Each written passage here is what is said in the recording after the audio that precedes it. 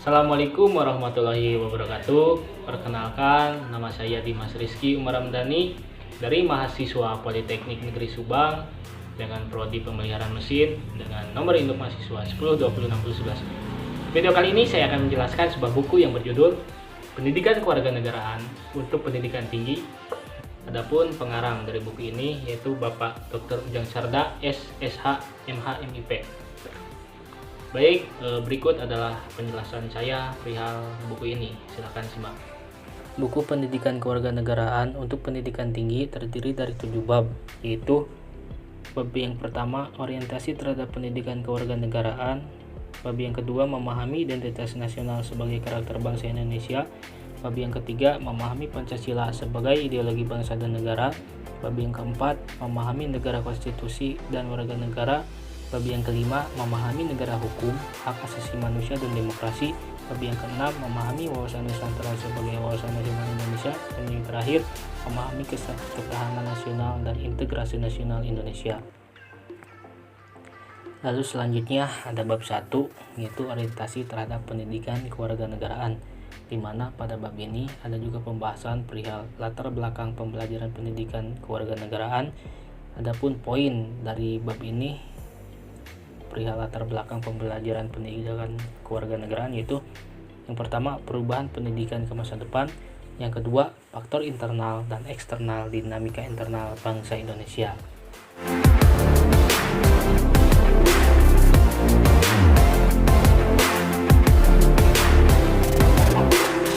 Lalu selanjutnya ada pengertian dan tujuan pendidikan kewarganegaraan.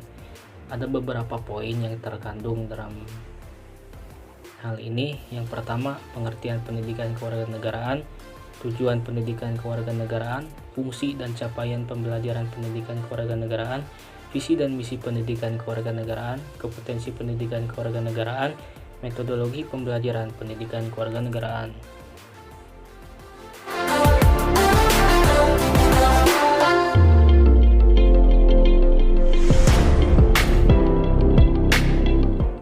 Lalu selanjutnya ada landasan pendidikan kewarganegaraan. Adapun poin-poinnya sebagai berikut, yaitu landasan ilmiah, landasan hukum, dan landasan historis.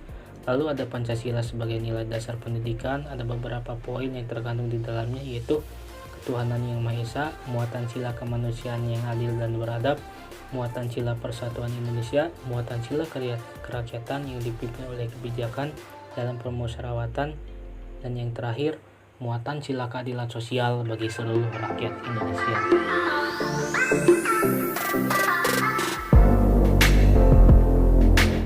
Lalu ada bab 2, yaitu memahami identitas nasional sebagai karakter bangsa Indonesia.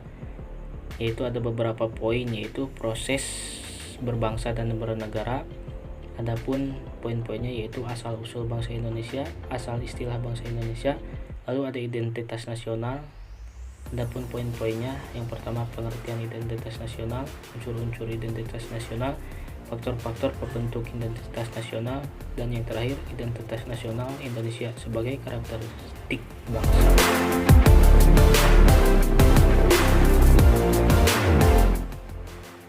Lalu ada Pancasila sebagai identitas nasional bangsa Indonesia. Ada beberapa poin di sini.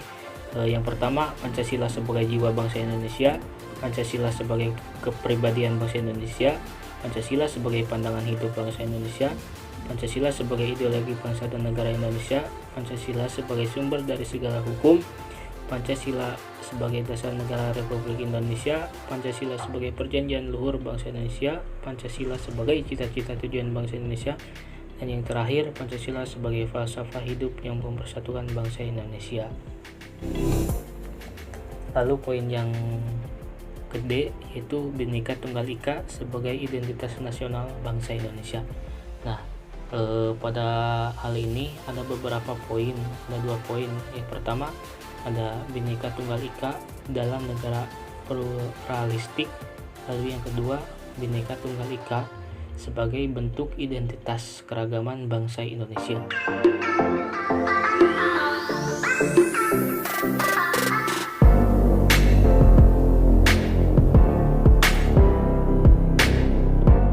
Lalu bab 3 yaitu memahami Pancasila sebagai ideologi bangsa dan negara.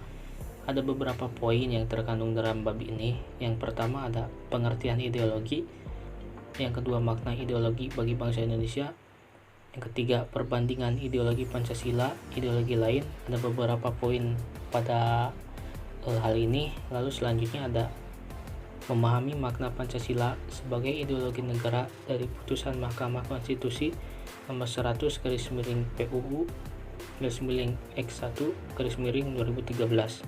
Ada beberapa poin yang dibahas dalam bab tersebut. Lalu bab 4 yaitu memahami negara, konstitusi, dan warga negara. Ada beberapa poin yang dibahas pada bab ini. Yang pertama yaitu memahami negara. Ada beberapa poin juga yang terkandung dalam poin ini. Lalu yang kedua memahami konstitusi, dan yang ketiga memahami warga negara Indonesia.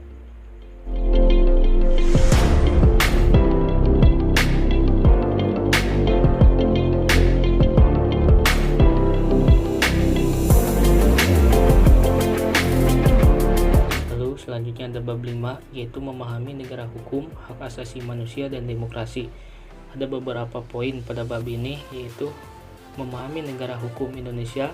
Poin yang pertama pengertian dan ciri negara hukum, yang kedua makna Indonesia sebagai negara hukum. Lalu selanjutnya ada memahami hak asasi manusia. Ada beberapa poin yang terkandung dalam hal ini. Lalu yang terakhir ada memahami demokrasi Indonesia.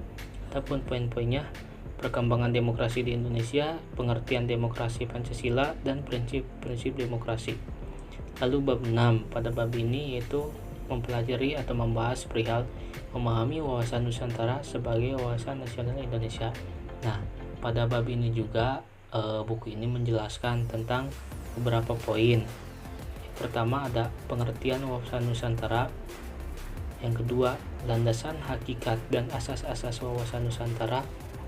Yang ketiga ada kedudukan, fungsi, dan tujuan wawasan Nusantara. Lalu yang keempat ada faktor-faktor yang mempengaruhi wawasan Nusantara.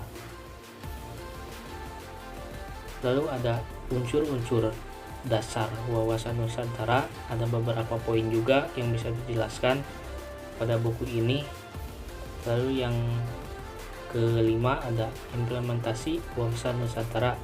Adapun poin-poinnya yang pertama wawasan Nusantara sebagai pancaran filsafat Pancasila, wawasan Nusantara dalam pembangunan nasional, hubungan wawasan Nusantara dengan ketahanan nasional.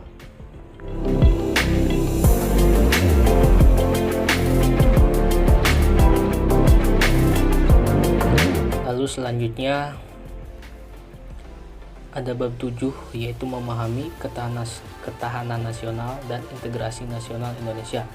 Adapun beberapa poin yang dibahas dalam bab 7 ini yaitu ada yang pertama ketahanan nasional, membahas tentang bagaimana pengertian ketahanan nasional, unsur-unsur ketahanan nasional, dan landasan ketahanan nasional.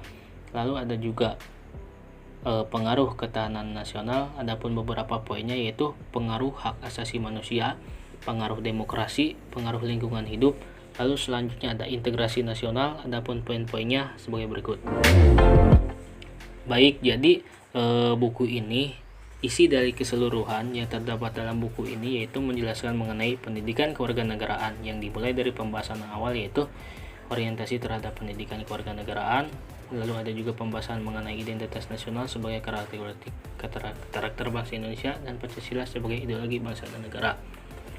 Buku ini sangat bermanfaat bagi mahasiswa dan mahasiswi di beberapa perguruan tinggi karena buku ini bisa dijadikan sebagai bahan perkuliahan untuk menambah wawasan serta referensi pembelajaran tentang kewarganegaraan.